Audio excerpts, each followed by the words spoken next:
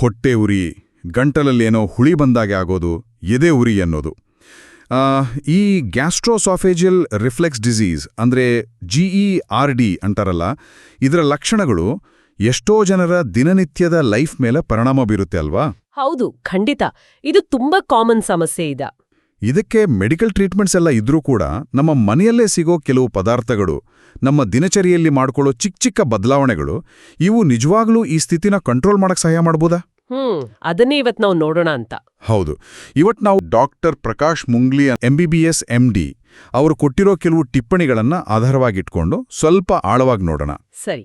ಈ ಟಿಪ್ಪಣಿಗಳು GERD ಲಕ್ಷಣಗಳನ್ನ ಕಡಿಮೆ ಮಾಡಕ್ಕೆ ಯಾವ ನ್ಯಾಚುರಲ್ ವಿಧಾನಗಳು ಸಹಾಯ ಮಾಡ್ಬೋದು ಅಂತ ಹೇಳುತ್ತೆ. ಹೌದು. ಇದರ ಹಿಂದೆ ಇರೋ ತರ್ಕ ಏನು, ಇದು ಪ್ರಾಕ್ಟಿಕಲ್ ಆಗಿ ಎಷ್ಟು ಸಾಧ್ಯ? ಬನ್ನಿ ಇದ್ರ ಬಗ್ಗೆನೇ ಮಾತಾಡೋಣ. ಖಂಡಿತ. ಡಾಕ್ಟರ್ ಪ್ರಕಾಶ್ ಮುಂಗ್ಲಿ ಟಿಪ್ಪಣಿಗಳನ್ನು ನೋಡಿದ್ರೆ ಅವು ಬರೀ ಒಂದು ಲಿಸ್ಟ್ ಕೊಟ್ಟಿಲ್ಲ, ಅದಕ್ಕಿಂತ ಹೆಚ್ಚಾಗಿ ಒಂದು ಕಾಂಪ್ರಿಹೆನ್ಸಿವ್ ಅಂದ್ರೆ ಒಂದು ಸಮಗ್ರ ನೋಟ ಕೊಡೋಕೆ ಟ್ರೈ ಮಾಡಿದೆ. ಓ ಹಾಗಾ? ಅಂದ್ರೆ ಯಾವ ಆಹಾರ ಸಮಾಧಾನ ಕೊಡ್ಬೋದು, ಯಾವ್ದ್ರಿಂದ ದೂರ ಇರಬೇಕು, ಮತ್ತೆ ಮುಖ್ಯವಾಗಿ ನಮ್ಮ ಲೈಫ್ ಸ್ಟೈಲ್ನಲ್ಲಿ ಯಾವ ಬದಲಾವಣೆಗಳು GERD ಮ್ಯಾನೇಜ್ಮೆಂಟ್ಗೆ ತುಂಬಾ ಅಗತ್ಯ ಅಂತ ಒತ್ತಿ ಹೇಳುತ್ತೆ. ಸರಿ ಸರಿ. ನಮ್ಮ ಇವತ್ತಿನ ಚರ್ಚೆಯ ಗುರಿನೇ ಈ ಟಿಪ್ಪಣಿಗಳಲ್ಲಿರೋ ಆ ತತ್ವಗಳನ್ನ ಅರ್ಥ ಮಾಡ್ಕೊಳ್ಳೋದು. ತುಂಬಾ ಒಳ್ಳೆಯದು. ಹಾಗಾದ್ರೆ ಮೊದಲಿಗೆ ಈ ಟಿಪ್ಪಣಿಗಳಲ್ಲಿ GERD ಲಕ್ಷಣ ಕಮ್ಮಿ ಮಾಡಕ್ಕೆ ಸಹಾಯ ಆಗೋ ಆಹಾರಗಳ ಬಗ್ಗೆ ಏನ್ ಹೇಳಿದೆ? ಯಾವ ತರಹದ ಫುಡ್ಸ್ಗೆ ಇಲ್ಲಿ ಪ್ರಾಮುಖ್ಯತೆ ಕೊಟ್ಟಿದ್ದಾರೆ? ಈ ಟಿಪ್ಪಣಿಗಳಲ್ಲಿ ಹೇಳಿರೋ ಆಹಾರಗಳನ್ನ ಗಮನಿಸಿದ್ರೆ ಮುಖ್ಯವಾಗಿ 2-3 ಗ್ರೂಪ್ ಮಾಡ್ಬೋದು ಅನ್ಸುತ್ತೆ.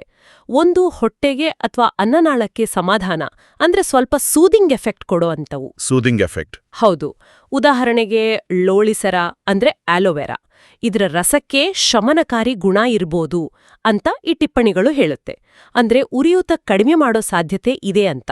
ಓ, ಲೋಳಿಸರ, ಇದನ್ನ ಸ್ಕಿನ್ಗೆಲ್ಲ ಬಳಸ್ತಾರೆ ಅಂತ ಕೇಳಿದ್ವಿ. ಆದರೆ GERDಗೆ ಇದು ಇಂಟ್ರೆಸ್ಟಿಂಗ್ ಆಗಿದೆ.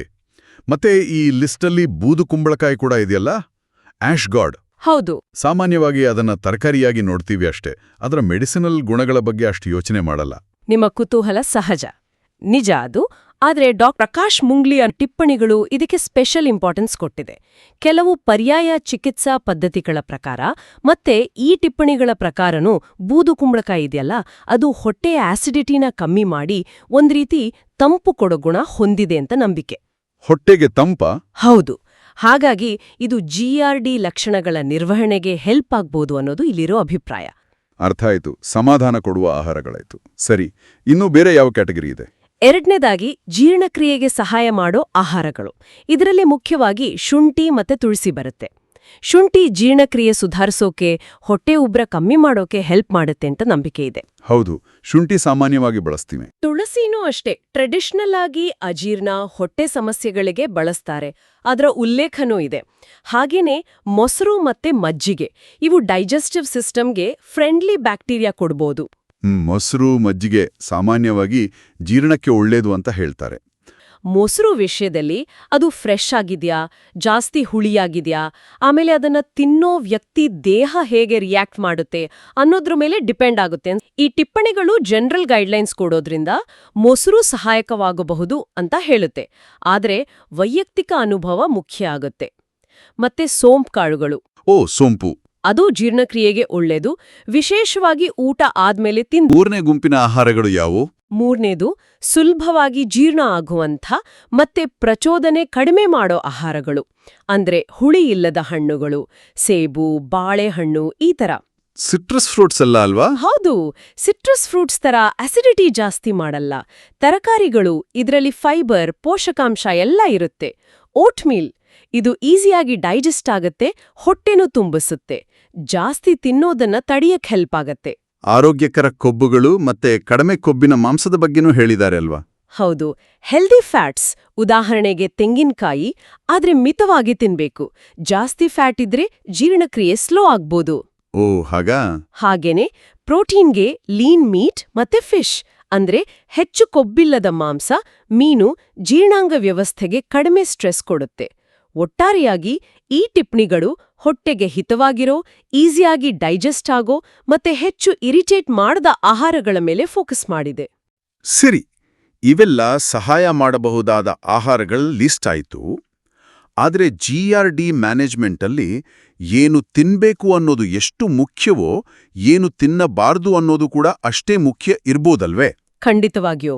ಹಾಗಾದ್ರೆ ಈ ಟಿಪ್ಪಣಿಗಳ ಪ್ರಕಾರ ಯಾವುದರ ಬಗ್ಗೆ ನಾವು ಕೇರ್ಫುಲ್ ಆಗಿರಬೇಕು? ಯಾವ ಆಹಾರಗಳು ಪ್ರಾಬ್ಲಮ್ ಜಾಸ್ತಿ ಮಾಡಬಹುದು? ಖಂಡಿತ. ಪ್ರಕಾಶ್ ಮುಂಗ್ಲಿ ಅವರ ಟಿಪ್ಪಣಿಗಳು ಕೆಲವು ಆಹಾರಗಳನ್ನ ಅವಾಯ್ಡ್ ಮಾಡಬೇಕು ಅಂತ ಕ್ಲಿಯರ್ ಆಗಿ ಹೇಳುತ್ತೆ. ಮೊದಲನೇದಾಗಿ ಕರಿದ ಪದಾರ್ಥಗಳು, ಫ್ರೈಡ್ ಫುಡ್ಸ್. ಓ ಹೌದು, ಎಣ್ಣೆ ಪದಾರ್ಥಗಳು. ಅವು ಜೀರ್ಣ ಆಗೋಕೆ ತುಂಬಾ ಟೈಮ್ ತಗೊಳುತ್ತೆ. ಹೊಟ್ಟೆಯಲ್ಲೇ ಹೆಚ್ಚೊತ್ತು ಇರುತ್ತೆ ನೋಡಿ. ಹೌದು. ಆಗ ಹೊಟ್ಟೆ ಒಳಗಡೆ ಪ್ರೆಷರ್ ಜಾಸ್ತಿಯಾಗಿ ಆಸಿಡ್ ಮೇಲ್ ಬರೋಕೆ ಅಂದ್ರೆ ಅನ್ನನಾಳಕ್ಕೆ ಬರೋಕೆ ಚಾನ್ಸಸ್ ಜಾಸ್ತಿ ಆಗತ್ತೆ. ಅದೇ ರೀತಿ ತುಂಬಾ ಕೊಬ್ಬಿರೋ ಆಹಾರ ಮತ್ತೆ ಖಾರ ಜಾಸ್ತಿ ಇರೋದು ಕೂಡ ಈ ಲಿಸ್ಟಲ್ಲಿ ಇರಬೇಕಲ್ವಾ? ನಿಖರವಾಗಿಯೂ. ಹೈ ಫ್ಯಾಟ್ ಫುಡ್ಸ್ ಮತ್ತೆ ತುಂಬಾ ಖಾರ ಮಸಾಲೆ ಪದಾರ್ಥಗಳಿದೆಯಲ್ಲ, ಅವು ನೇರವಾಗಿ ಅನ್ನನಾಳದ ಕೆಳಗಿನ ಸ್ಪಿಂಕ್ಟರ್ ಅಂದ್ರೆ LES ಅಂತೀವಿ, ಅದರ ಮೇಲೆ ಎಫೆಕ್ಟ್ ಮಾಡಬಹುದು. LES ಅದೇನು? ಅದು ಒಂದು ರೀತಿ ಮಸಲ್ ವಾಲ್ವ್ ಇದ್ದ ಹಾಗೆ, ಹೊಟ್ಟೆಯಿಂದ ಆಸಿಡ್ ವಾಪಸ್ ಅನ್ನನಾಳಕ್ಕೆ ಹೋಗದ ಹಾಗೆ ತಡೆಯುತ್ತೆ. ಈ ಫುಡ್ಸ್ ಆ ವಾಲ್ವನ್ನ ಸಡಿಲ ಮಾಡಬಹುದು. ಓ, ಅದು ಲೂಸ್ ಆದ್ರೆ ಆಸಿಡ್ ಮೇಲೆ ಬರುತ್ತಾ? ಕರೆಕ್ಟ್, ಅದೇ ಎದೆಯುರಿ. ಹುಳಿ ಇರೋ ಹಣ್ಣುಗಳ ಬಗ್ಗೆ ನೀವು ಹೇಳಿದ್ರಿ ಮೊದ್ಲೇ, ಕಿತ್ತಳೆ, ನಿಂಬೆ, ಮೊಸಂಬಿ, ಇವನ್ನೆಲ್ಲ ಅವಾಯ್ಡ್ ಮಾಡೋದೇ ಒಳ್ಳೇದಾ? ಹೌದು, ಯಾಕಂದ್ರೆ ಅವುಗಳಲ್ಲಿರೋ ಸಿಟ್ರಿಕ್ ಆಸಿಡ್ ಆಲ್ರೆಡಿ ಸೆನ್ಸಿಟಿವ್ ಆಗಿರೋ ಅನ್ನನಾಳದ ಲೈನಿಂಗ್ ಅನ್ನ ಇನ್ನೂ ಇರಿಟೇಟ್ ಮಾಡಬಹುದು. ಹಾಗೇನೇ ಬೆಳ್ಳುಳ್ಳಿ ಮತ್ತೆ ಈರುಳ್ಳಿ ವಿಶೇಷವಾಗಿ ಹಸಿಯಾಗಿ ತಿಂದಾಗ ಮತ್ತೆ ಬೇರೆ ಖಾರ ಮಸಾಲೆಗಳು ಕೆಲವರಲ್ಲಿ ಎದೆಯುರಿ ತೆರಬಹುದು. ಅಯ್ಯೋ, ಈಗ ಬಂತು ನೋಡಿ ಅಸ್ಲಿ ಚಾಲೆಂಜ್. ಟೀ, ಕಾಫಿ ಜೊತೆಗೆ ಆಲ್ಮೋಸ್ಟ್ ಎಲ್ರಿಗೂ ಇಷ್ಟ ಆಗೋ ಚಾಕ್ಲೇಟ್, ಇವನ್ನೂ ಕೂಡ ಈ ಟಿಪ್ಪಣಿಗಳು ಅವಾಯ್ಡ್ ಮಾಡಿ ಅಂತ ಹೇಳುತ್ತಾ? ಇವುಗಳನ್ನ ಬಿಡೋದಂದ್ರೆ ಎಷ್ಟೋ ಜನರಿಗೆ ದಿನಾನೇ ಶುರು ಆಗಲ್ಲ. ನಿಮ್ಮ ಫೀಲಿಂಗ್ ಅರ್ಥ ಆಗುತ್ತೆ. ಇದು ತುಂಬಾ ಜನರ ಪ್ರಶ್ನೆ. ಪ್ರಕಾಶ್ ಮುಂಗ್ಲಿಯ ಪ್ರಕಾರ ಟೀ ಮತ್ತೆ ಕಾಫಿಲಿರೋ ಕ್ಯಾಫೀನ್ ಅಂಶ ಇದೆಯಲ್ಲ, ಅದು LES ಮಸಲ್ ಅನ್ನ ರಿಲ್ಯಾಕ್ಸ್ ಮಾಡೋ ಸಾಧ್ಯತೆ ಇದೆ. ಕೆಫೀನಿಂದನಾ? ಹೌದು. ಚಾಕ್ಲೇಟ್ನಲ್ಲಿರೋ ಥಿಯೋಬ್ರೋಮಿನ್ ಅನ್ನೋ ಕಾಂಪೌಂಡ್ ಕೂಡ ಇದೇ ತರಹ ಎಫೆಕ್ಟ್ ಕೊಡ್ಬೋದು. ಅದಕ್ಕೆ GERD ಲಕ್ಷಣಗಳು ಇರೋರು ಇವುಗಳನ್ನ ತಗೋಬೇಕಾದ್ರೆ ಸ್ವಲ್ಪ ಜಾಗ್ರತೆ ವಹಿಸ್ಬೇಕು ಅಂತ ಸೂಚಿಸಿದ್ದಾರೆ. ಇದರ ಅರ್ಥ GERD ಇರೋ ಎಲ್ಲರೂ ಇದನ್ನೆಲ್ಲ ಕಂಪಲ್ಸರಿ ಬಿಡ್ಲೇಬೇಕು ಅಂತೇನಿಲ್ವಾ? ಅಥವಾ ಇದು ಪರ್ಸನ್ ಟು ಪರ್ಸನ್ ಚೇಂಜ್ ಆಗುತ್ತಾ? ಇದೇ ಬಹಳ ಮುಖ್ಯವಾದ ಪಾಯಿಂಟ್. ನೋಡಿ, ಈ ಟಿಪ್ಪಣಿಗಳು ಒಂದು ಜನರಲ್ ಗೈಡ್ಲೈನ್ ಕೊಡುತ್ತೆ ಅಷ್ಟೇ. ಎಲ್ಲರ ಬಾಡಿನೂ ಒಂದೇ ರೀತಿ ರಿಯಾಕ್ಟ್ ಮಾಡಲ್ಲ. ಹೌದು, ಅದು ನಿಜ. ಒಬ್ರಿಗೆ ಕಾಫಿ ಕುಡಿದ್ರೆ ಏನೂ ಆಗದೇ ಇರ್ಬೋದು, ಇನ್ನೊಬ್ರಿಗೆ ತಕ್ಷಣ ಎದೆಯುರಿ ಶುರು ಆಗ್ಬೋದು. ಅದಕ್ಕೆ ಡಾಕ್ಟರ್ ಪ್ರಕಾಶ್ ಮುಂಗ್ಲಿಯ ಟಿಪ್ಪಣಿಗಳ ಆಶಯ ಏನಂದ್ರೆ, ತಮ್ಮ ಲಕ್ಷಣಗಳು ಜಾಸ್ತಿ ಇದ್ರೆ ಯಾವ ಪರ್ಟಿಕ್ಯುಲರ್ ಫುಡ್ ತಮಗೆ ತೊಂದರೆ ಕೊಡ್ತಾ ಇದೆ ಅಂತ ಪ್ರತಿಯೊಬ್ರೂ ಅವರೇ ಕಂಡುಹಿಡ್ಕೋಬೇಕು. ಓ, ಸೆಲ್ಫ್ ಅನಾಲಿಸಿಸ್ ಮಾಡ್ಕೋಬೇಕಾ? ಹೌದು. ಬೇಕಾದ್ರೆ ಒಂದು ಫುಡ್ ಡೈರಿ ಇಟ್ಕೋಬಹುದು. ಏನ್ ತಿಂದಾಗ ಪ್ರಾಬ್ಲಮ್ ಆಯಿತು ಅಂತ ನೋಟ್ ಮಾಡ್ಕೊಳ್ಳೋದು.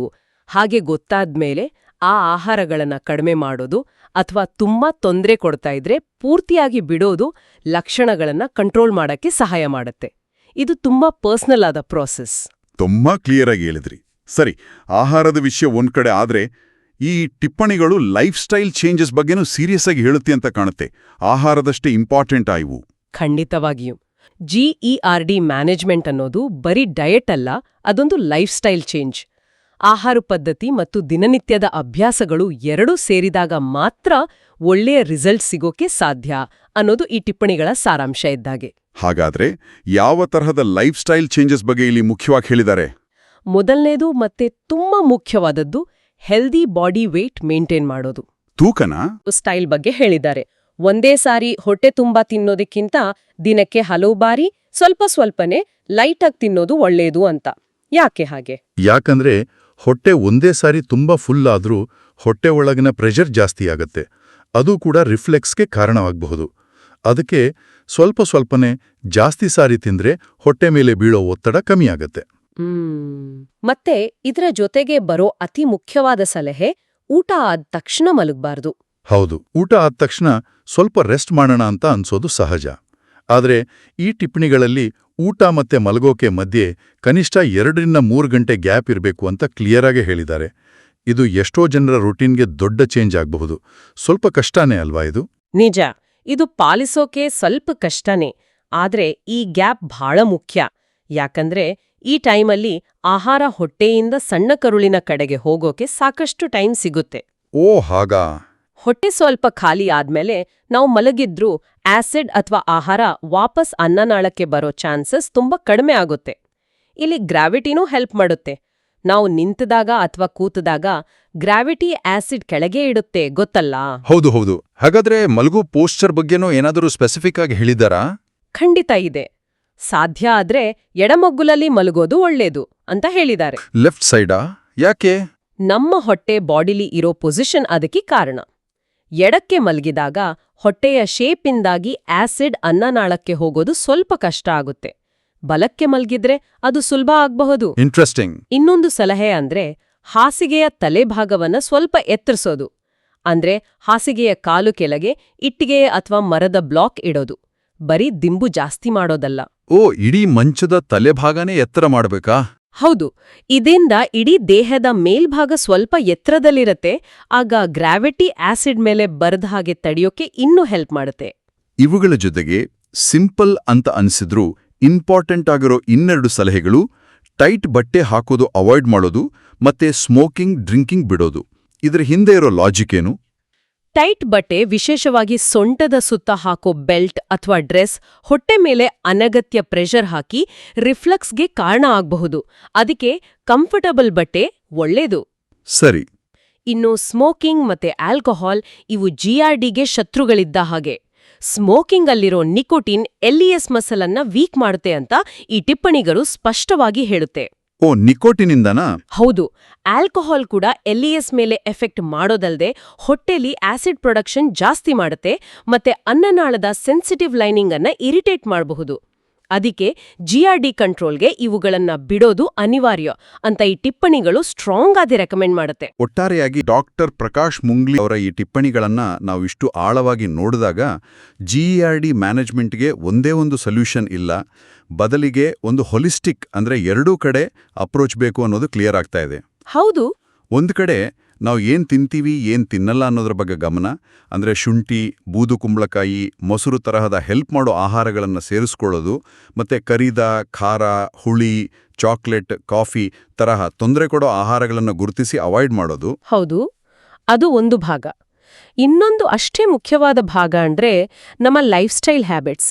ಇದರಲ್ಲಿ ಹೆಲ್ದಿ ವೆಯ್ಟ್ ಇಟ್ಕೊಳ್ಳೋದು, ಊಟದ ಕ್ವಾಂಟಿಟಿ ಮತ್ತೆ ಟೈಮಿಂಗ್ ಕಂಟ್ರೋಲ್ ಮಾಡೋದು, ಸ್ವಲ್ಪನೇ ಹಲವು ಬಾರಿ, ಊಟ ಮತ್ತೆ ನಿದ್ದೆ ಮಧ್ಯೆ ಕನಿಷ್ಠ 2-3 ಗಂಟೆ ಗ್ಯಾಪ್ ಸ್ಟ್ರಿಕ್ಟ್ ಆಗಿ ಪಾಲಿಸೋದು, ಸರಿ ಇರೋ ಪೋಸ್ಚರಲ್ಲಿ ಮಲಗೋಕೆ ಟ್ರೈ ಮಾಡೋದು, ಮತ್ತೆ ಸ್ಮೋಕಿಂಗ್, ಡ್ರಿಂಕಿಂಗ್ ತರಹದ ಕೆಟ್ಟ ಅಭ್ಯಾಸಗಳನ್ನ ಪೂರ್ತಿಯಾಗಿ ಬಿಡೋದು ಸೇರಿದೆ. ಈ ಟಿಪ್ಪಣಿಗಳು ಹೇಳೋದೇನಂದ್ರೆ, ಈ ಎರಡೂ ಆಹಾರ ಮತ್ತು ಜೀವನ ಶೈಲಿ ಒಟ್ಟಿಗೆ ವರ್ಕ್ ಆದಾಗ ಮಾತ್ರ ಒಳ್ಳೆ ರಿಸಲ್ಟ್ ಎಕ್ಸ್ಪೆಕ್ಟ್ ಮಾಡ್ಬೋದು. ಸಹಾಯಕಾರಿ ಆಹಾರಗಳು, ವರ್ಜ್ಯ ಆಹಾರಗಳು, ತೂಕ ನಿರ್ವಹಣೆ, ಊಟ ನಿದ್ದೆ ನಡುವಿನ ಅಂತರ, ಮಲಗೋ ಪೋಸ್ಚರ್, ಸ್ಮೋಕಿಂಗ್, ಆಲ್ಕೋಹಾಲ್ ಬಿಡೋದು, ಇವು ಡಾಕ್ಟರ್ ಪ್ರಕಾಶ್ ಮುಂಗ್ಲಿ ಅವರ ಟಿಪ್ಪಣಿಗಳ ಮೇನ್ ಪಾಯಿಂಟ್ಸ್. ಇದು ಬರೀ ಫುಡ್ ಲಿಸ್ಟ್ ಅಲ್ಲ, ಇದೊಂದು ಲೈಫ್ ಸ್ಟೈಲ್ ಗೈಡ್ ಇದ್ದ ಹಾಗೆ. ಖಂಡಿತ. ಈ ಟಿಪ್ಪಣಿಗಳು ನ್ಯಾಚುರಲ್ ವಿಧಾನಗಳ ಮೂಲಕ ಜಿಇಆರ್ಡಿ ಲಕ್ಷಣಗಳನ್ನ ಹೇಗೆ ಕಂಟ್ರೋಲ್ ಮಾಡೋಕೆ ಟ್ರೈ ಮಾಡಬಹುದು ಅನ್ನೋದ್ರ ಬಗ್ಗೆ ಒಂದು ಕ್ಲಿಯರ್ ಆದ ಮತ್ತೆ ಆಕ್ಷನಬಲ್ ಆದ ಪಿಕ್ಚರ್ ಕೊಡುತ್ತೆ. ಈ ವಿವರವಾದ ಚರ್ಚೆ ನಂತರ ಒಂದು ಕೊನೆ ಆಲೋಚನೆಗೆ ಜಾಗ ಇದೆ. ನ್ಯಾಚುರಲ್ ವಿಧಾನಗಳ ಪವರ್ ಬಗ್ಗೆ ಹೇಳುತ್ತೆ. ಆದರೆ ನಾವು ಮೊದಲೇ ಮಾತಾಡಿದ ಹಾಗೆ ಪ್ರತಿಯೊಬ್ಬರ ಬಾಡಿ ನೇಚರ್, ಜಿಆರ್ಡಿ ಎಷ್ಟು ತೀವ್ರವಾಗಿದೆ ಮತ್ತೆ ಪರ್ಸನಲ್ ಟ್ರಿಗರ್ಸ್ ಎಲ್ಲ ಬೇರೆ ಬೇರೆ ಇರುತ್ತೆ. ಹೌದು. ಹಾಗಾಗಿ ಈ ಟಿಪ್ಪಣಿಗಳಲ್ಲಿ ಹೇಳಿರೋ ಮೆಥಡ್ಸ್ ಎಲ್ಲರ ಮೇಲೂ ಒಂದೇ ರೀತಿ, ಒಂದೇ ಅಳತೆಯಲ್ಲಿ ಎಫೆಕ್ಟ್ ಮಾಡದೇ ಇರ್ಬೋದು ಅಲ್ವಾ? 100% ಸತ್ಯ. ಇದು ತುಂಬಾ ಮುಖ್ಯವಾದ ಎಚ್ಚರಿಕೆ ಮಾತು. ಈ ಟಿಪ್ಪಣಿಗಳು ತುಂಬಾ ಒಳ್ಳೆ ಜನರಲ್ ಗೈಡೆನ್ಸ್ ಕೊಡುತ್ತೆ ನಿಜ. ಆದ್ರೆ ಇದನ್ನ ಬ್ಲೈಂಡ್ ಆಗಿ ಫಾಲೋ ಮಾಡೋ ಹಾಗಿಲ್ಲ. ವೈಯಕ್ತಿಕ ಅನುಭವವೇ ಇಲ್ಲಿ ಮುಖ್ಯವಾದದ್ದು. ಹೌದು. ಒಬ್ರಿಗೆ ಬೂದು ಕುಂಬಳಕಾಯಿ ತುಂಬಾ ಆಚಾರ ವರ್ಕ್ ಆಗಬಹುದು, ಇನ್ನೊಬ್ರಿಗೆ ಅದರಿಂದ ಏನು ವ್ಯತ್ಯಾಸ ಕಾಣದೇ ಇರಬಹುದು. ಒಬ್ರು ಎಡಕ್ಕೆ ಮಲಗಿದ್ರೂ ರಿಫ್ಲೆಕ್ಸ್ ಕಡಿಮೆ ಆಗದೇ ಇರಬಹುದು. ಹಾಗಾದ್ರೆ ಕೊನೆಗೆ ಕೇಳುಗರು ನೆನಪಲ್ಲಿ ಇಟ್ಕೋಬೇಕಾದ ಅಂಶ ಏನಂದ್ರೆ, ಈ ನ್ಯಾಚುರಲ್ ವಿಧಾನಗಳನ್ನ ಒಂದು ಸಪ್ಲಿಮೆಂಟರಿ ಸ್ಟ್ರಾಟಜಿಯಾಗಿ ಟ್ರೈ ಮಾಡ್ತಾ ತಮ್ಮ ಬಾಡಿ ಹೇಗೆ ರಿಯಾಕ್ಟ್ ಮಾಡುತ್ತೆ ಅಂತ ಸೂಕ್ಷ್ಮವಾಗಿ ಗಮನಿಸ್ತಾ ಇರಬೇಕು. ಕರೆಕ್ಟ್.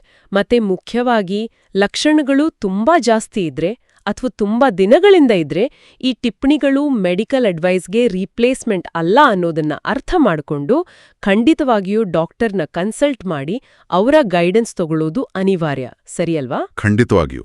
ನೀವು ಹೇಳಿದ್ದು ಅತ್ಯಂತ ಸೂಕ್ತವಾದ ಮಾತು.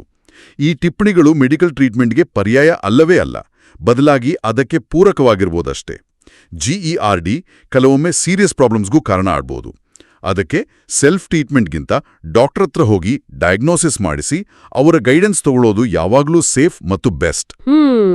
ಈ ನ್ಯಾಚುರಲ್ ವಿಧಾನಗಳನ್ನ ಡಾಕ್ಟರ್ ಸಲಹೆ ಜೊತೆಗೆ ಅಳವಡಿಸ್ಕೊಂಡ್ರೆ ಇನ್ನೂ ಹೆಚ್ಚು ಪ್ರಯೋಜನ ಆಗಬಹುದು. ತುಂಬಾ ಧನ್ಯವಾದಗಳು ಈ ಆಳವಾದ ಮತ್ತು ಸ್ಪಷ್ಟವಾದ ವಿಶ್ಲೇಷಣೆಗಾಗಿ. GERD ಸಮಸ್ಯೆಯಿಂದ ಬಳಲುತ್ತಿರುವವರಿಗೆ ಡಾಕ್ಟರ್ ಪ್ರಕಾಶ್ ಮುಂಗ್ಲಿ ಅವರ ಈ ಟಿಪ್ಪಣಿಗಳ ಒಳನೋಟಗಳು ಖಂಡಿತ ಉಪಯುಕ್ತ ಆಗುತ್ತೆ ಅಂತ ಭಾವಿಸ್ತೀವಿ. ಕೇಳುಗರೆಲ್ಲರಿಗೂ ಆರೋಗ್ಯಕರ ಮತ್ತು ಸಂತೋಷದ ಜೀವನ ನಿಮ್ಮದಾಗಲಿ.